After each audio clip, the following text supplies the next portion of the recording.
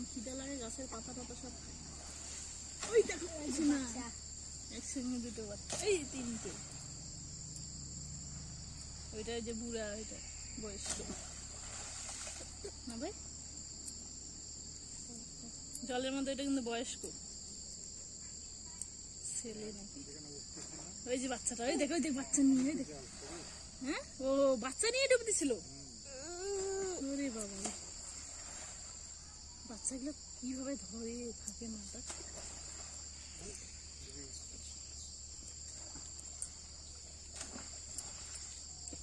কি রে মেয়েদের